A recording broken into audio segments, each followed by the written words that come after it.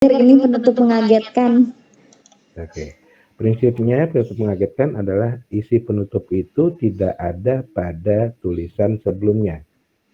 Ya, dari lead di awal sampai di tubuh sebelum penutup.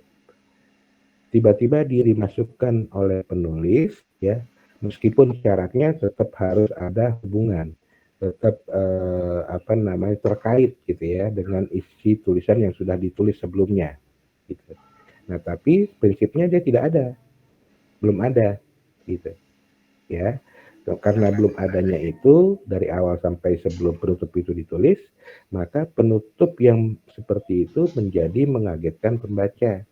Maka disebut penutup mengagetkan. Sudah jelaskah, Melan dan yang lain? Jelas, Pak. Oke. Ya. Saya minta atau mau kasih contoh atau ada yang dengan sukarela memberikan contoh?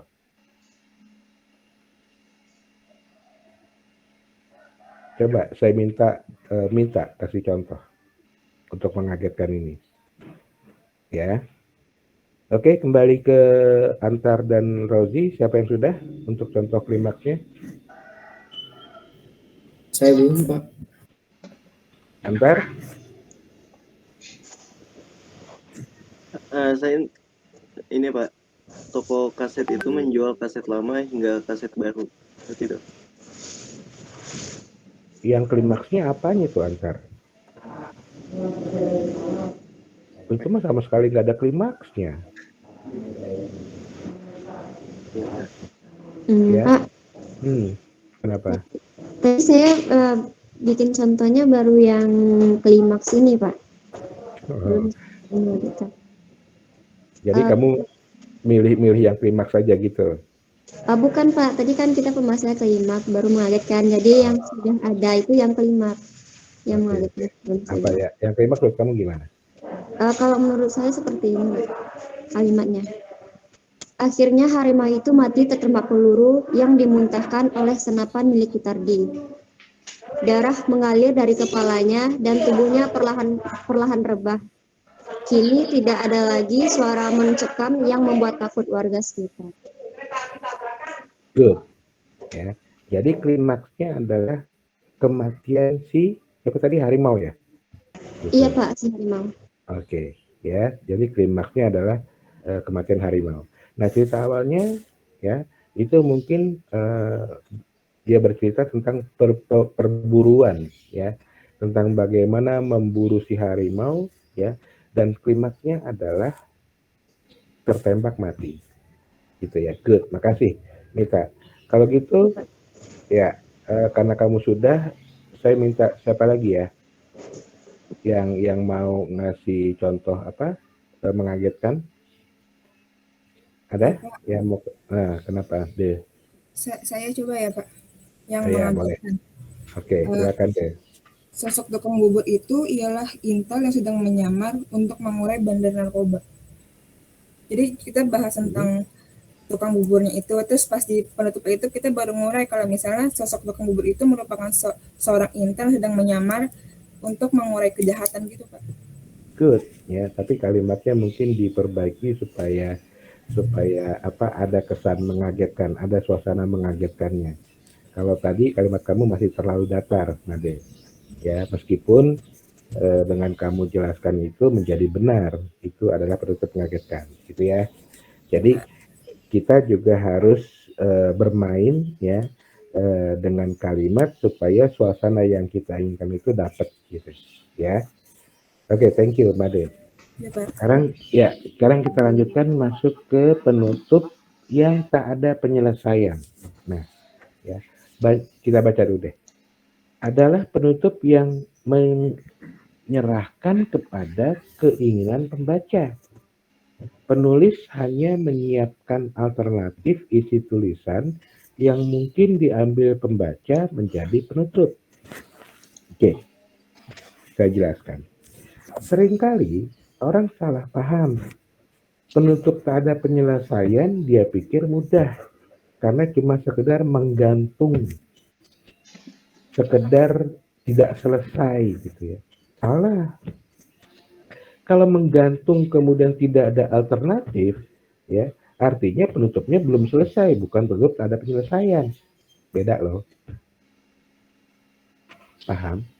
Belum selesai dengan tak ada penyelesaian beda. Kalau belum selesai harusnya diselesaikan kan gitu. Kalau tak ada penyelesaian memang sengaja tak ada penyelesaian. Apa yang membuatnya beda? Ketika kamu ingin membuat penutup tak ada penyelesaian, di dalam tubuh tulisannya, kamu harus berikan alternatif-alternatif ya, penutup yang mungkin akan diambil oleh pembaca. Contoh, ya, saya menulis tentang sebuah pembunuhan di kereta, misalnya, ya, itu alternatif siapa yang menjadi pembunuh itu saya tampilkan di bodinya. Si A saya tampilkan, ya. Saya ceritakan misalnya latar belakang diri dia, sehingga si pembaca akan menganggap, oh ini mungkin nih jadi pembunuh. Paham? Sampai sini paham? Ya. Terus karena ceritanya terus mengalir, tiba-tiba kemudian saya munculkan lagi si B. Ya. Setelah saya munculkan si B, artinya si A gugur kan? Betul? Bahwa kemungkinan si A menjadi pembunuh gugur karena saya memunculkan si B. Saya ceritakan lagi latar belakang si B yang memungkinkan dia ditebak juga sebagai pembunuh. Ya. Dan saya munculkan, maka si gugur. Begitu seterusnya. Sampai sini paham? Jadi penutup tak ada penyelesaian adalah penutup yang memberikan alternatif di sepanjang tulisannya sebelum sampai penutup tentang apa yang mungkin diambil pembaca. Paham maksudnya? Siapa yang nggak paham? Melan.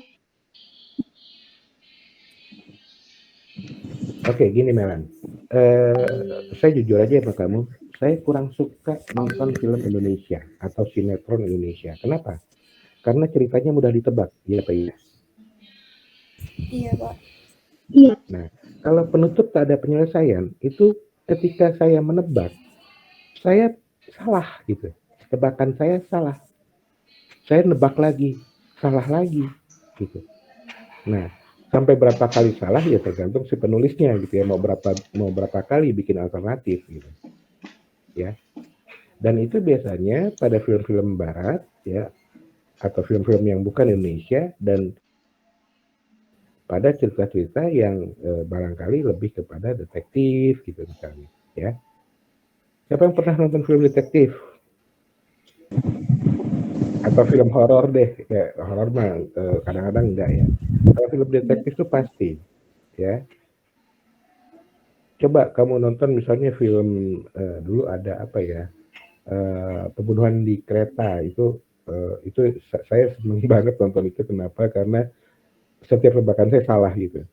Padahal saya sudah menebak dengan hati-hati gitu ya. Itu karya siapa sih penulis luar itu, cewek memang penulis tentang detektif itu. Siapa? Barbara siapa? Siapa yang tahu? Ya. Nah, di Indonesia itu jarang banget gitu ya. Mungkin ada beberapa, tapi kebanyakan cerita film Indonesia atau cerita sinetron Indonesia itu mudah ditebak. Kalau sinetron dia menjadi tidak mudah ditebak karena manjang-manjangin seri gitu. Iya apa iya? Iya. Contoh deh yang kamu tonton sekarang yang ini Ikatan Cinta misalnya. Itu sampai si pemainnya aja bosan kan gitu. Karena ceritanya kok muter lagi. Ya kan? Bukan karena dia mengambil penutup tak ada penyelesaian, bukan. Tapi kemudian dia masukkan tokoh baru, ya, muncul lagi sebuah cerita baru lagi, gitu ya. Paham? Jadi bedanya penutup yang tidak selesai dengan tak ada penyelesaian, ya, itu adalah adanya alternatif-alternatif yang mungkin dipilih pembaca untuk dijadikan penutup. Nah, yang banyak orang bilang tentang penutup gantung itu bisa jadi penutup yang tidak diselesaikan, bukan tak ada penyelesaian. Karena kebanyakan kalau saya lihat, ya, yang penutup gantung itu tidak ada alternatif yang diberikan oleh penulis. Jadi tolong dipahami supaya kamu nggak salah paham bahwa penutup menggantung itu belum tentu penutup tak ada penyelesaian. Pernah ya dengar penutup menggantung? Pernah? Pernah, Pak. Oke, ya. Jadi penutup menggantung itu belum tentu penutup tak ada penyelesaian. Kecuali kalau memang penulisnya memberikan alternatif.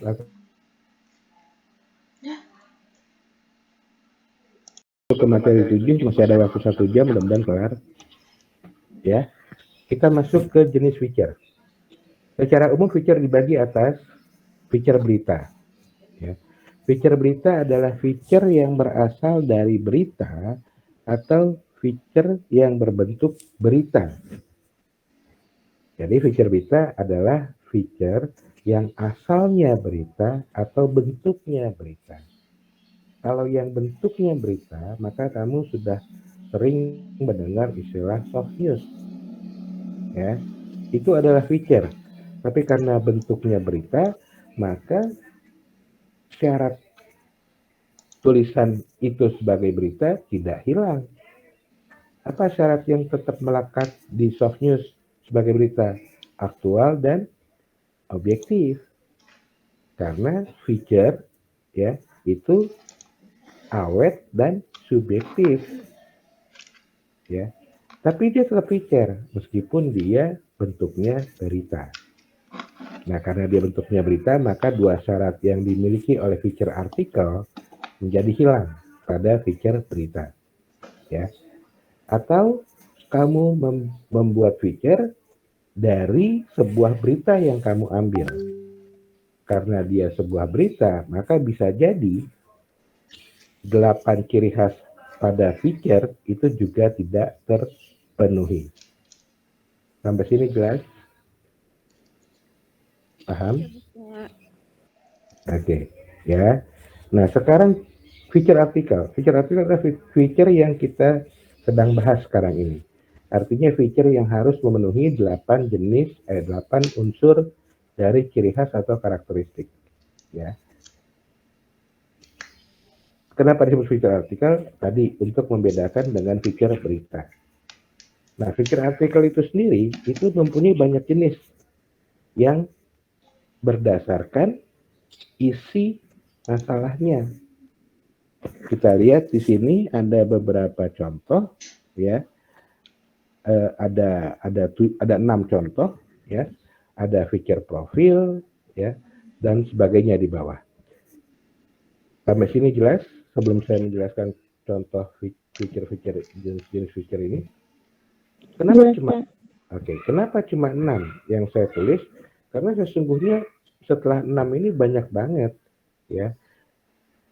Contoh feature hukum misalnya, kan nggak ada tulisannya di sini kan, nggak ada penjelasan di sini. Tapi dia masuk sebagai jenis feature artikel. Kenapa? Karena isi masalahnya tentang hukum. Terus apa lagi misalnya?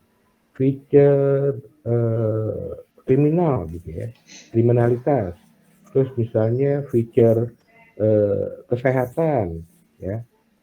Pokoknya kalau memang feature itu mengandung masalahnya yang di luar dari yang 6 ini, berarti dia merupakan feature jenis artikel, ya, yang jenisnya berdasarkan isi masalah yang dikandung. Paham ya? Ada yang mau bertanya sebelum saya jelasin satu-satu dari ke-6 ini? Ada?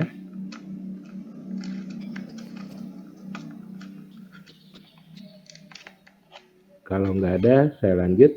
Yang pertama adalah feature profil. Ya. Feature profil ini bisa berupa biografi dan autobiografi, ya. Biografi dan autobiografi selama ini dipahami hanya sebagai buku, padahal tidak. Biografi dan autobiografi itu juga bisa dalam bentuk artikel, ya. Kenapa? Karena maksudnya biografi adalah feature tentang seseorang yang ditulis oleh orang lain. Kalau autobiografi artinya feature tentang seseorang yang ditulis oleh dirinya sendiri. Gitu ya. Jadi biografi dan autobiografi itu bukan cuma buku, tapi artikel pun bisa. Sampai sini jelas? Oke. Kemudian selanjutnya, supaya ini saya tampilin aja deh, saya screen. Kemudian selanjutnya adalah feature wisata, ya. Feature wisata itu seperti yang sudah pernah saya jelaskan, ya, sudah pernah saya ceritakan, adalah feature yang bercerita tentang tempat-tempat wisata atau destinasi wisata, ya, atau perjalanan wisata, gitu ya. Tapi kalau feature tentang kisah perjalanan, ya, yang disebut feature perjalanan, itu boleh juga perjalanan yang tidak terkait dengan wisata. Ya, jadi misalnya gini, saya berangkat ke mana ya? Ke Bali juga deh, ya supaya gampang. Saya berangkat ke Bali sebenarnya, atau jangan ke Bali, saya berangkat ke Kalimantan sebenarnya untuk tugas kantor misalnya. Ya, saya sama sekali tidak mengunjungi tujuan wisata atau destinasi wisata di Kalimantan itu, ya, karena itu pekerjaan kantor, karena itu masalah pekerjaan, urusan kantor, gitu ya. Tapi karena perjalanan saya ada hal-hal yang menarik, ya, dan saya kemudian mau menuliskannya untuk dipublish, boleh nggak? Boleh, meskipun tujuannya bukan tempat wisata. Sampai sini paham? Jadi perjalanan apapun yang kamu lakukan, meskipun bukan ke tempat wisata, selama perjalanan itu menarik, ya, dan untuk dibaca orang lain, ya kenapa tidak ditulis? Paham ya? Oke. Adel, kenapa melambai? Kalau misalkan perjalanan hidup, Pak, lebih ke Perjalanan cerita hidup itu bisa, Pak? bisa aja, tapi tentunya masuknya bukan feature perjalanan. Kalau perjalanan hidup mah masuknya ke feature profil barangkali ya. Kan kalau perjalanan hidup kan berarti menceritakan tentang seseorang. Gitu kan Adel? Iya, Pak. Iya. Oke. Ada lagi yang mau bertanya? Yuk, ada lagi yang mau bertanya? Bapak, saya mau nanya. Iya. Kalau misalnya kita buat feature tentang kisah hidup seseorang, terus kita pakai titik pandang orang ketiga. Nah, kita itu sebagai penulis boleh nggak sih Pak menulis dengan kalimat kayak ujarnya dalam hati, batinnya seolah berkata, gitu-gitu boleh nggak sih Pak? Jadi penilaian penulis terhadap orang ketiga itu, dianya itu.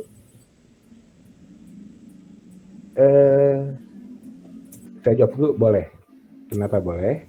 Ya, karena dalam feature kan boleh ada unsur subjektif. Subjektif itu dalam artian penulis memberikan respon, memberikan tanggapan terhadap fakta yang dia tulis. Ya. Nah, ketika dia menuliskan tentang profil seseorang, ya, kemudian kamu punya tanggapan, tadi misalnya ujarnya dalam hati, ya. Nah, kok kamu tahu gitu ya? Kok kan itu ujarnya dalam hati, gitu ya? Itu sebenarnya adalah responnya si penulis terhadap misalnya terhadap kalimat-kalimat yang disampaikan oleh si narsum. Jadi kalimat-kalimat sebelumnya itu membentuk sebuah kemungkinan ya untuk ditanggapi oleh si penulis ya. Boleh selama penulis tidak memasukkan pendapatnya. Jadi ujarnya dalam hati itu harus dilihat betul nggak itu merupakan rangkaian dari kalimat-kalimat sebelumnya. sehingga memungkinkan si narsum itu seolah-olah bilang itu gitu. Kalau nggak mungkin, berarti itu sebenarnya adalah pendapat penulis, bukan respon lagi. Tapi kalau mungkin, sebenarnya itu menjadi responnya si penulis. Dari kalimat-kalimat yang disampaikan narsum, dia berpendapat, pasti ujungnya si narsum akan ngomong kayak gini. Respon, bukan pendapat. Paham maksud saya? Bisa membedakan? Bisa, Pak. Makasih, Pak. Oke. Yang lain sepakat? Sepakat, Pak. Oke, good. Ya. Kemudian kita masuk lagi sampai mana tadi? Sampai feature wisata ya. Oke, yang keempat adalah feature sejarah. Misalnya kamu membaca tentang sejarah ya yang dibuat menjadi sebuah feature. Kalau misalnya deh sejarah tentang kemerdekaan Indonesia ya, itu dibuat sebagai feature. Biasanya kalau pas mau tanggal 17 Agustus itu banyak banget tuh tulisan tentang sejarah kemerdekaan. Nah, persoalannya seringkali karena beda penulis, maka sejarahnya seolah-olah menjadi berbeda. Iya apa iya? Iya, Pak. Oke, kenapa berbeda? Sebenarnya bukan sejarahnya yang berbeda, tapi yang berbeda adalah sudut pandang penulisnya. Paham ya? Jadi, kamu jangan bingung kalau ada tulisan sejarah tentang sesuatu hal yang sama, tapi kemudian isinya beda. Itu bukan soal sejarahnya yang beda, tapi sudut pandang penulisnya yang membedakan. Ya. Nah, kalau misalnya ada 5 tulisan tentang kemerdekaan Indonesia, ya, terus kamu bingung karena misalnya ada perbedaan-perbedaan gitu dalam tulisan mereka, maka yang kamu ambil sebagai kesimpulan adalah yang sama-sama, yang semuanya ada pada kelima penulisnya. Kenapa? Karena yang beda itu di luar yang sama ya, di luar yang sama tadi, jelas itu merupakan sudut pandang si penulisnya. Boleh nggak diambil gitu. Paham sampai sini? Ya. Jadi kenapa saya kasih contoh sejarah? Karena sejarah itu uniknya itu, ya. Bisa jadi sejarah yang ditulis sama si A itu beda dengan sejarah yang ditulis dengan si B dan seterusnya. Karena sudut pandangnya berbeda. Paham ya?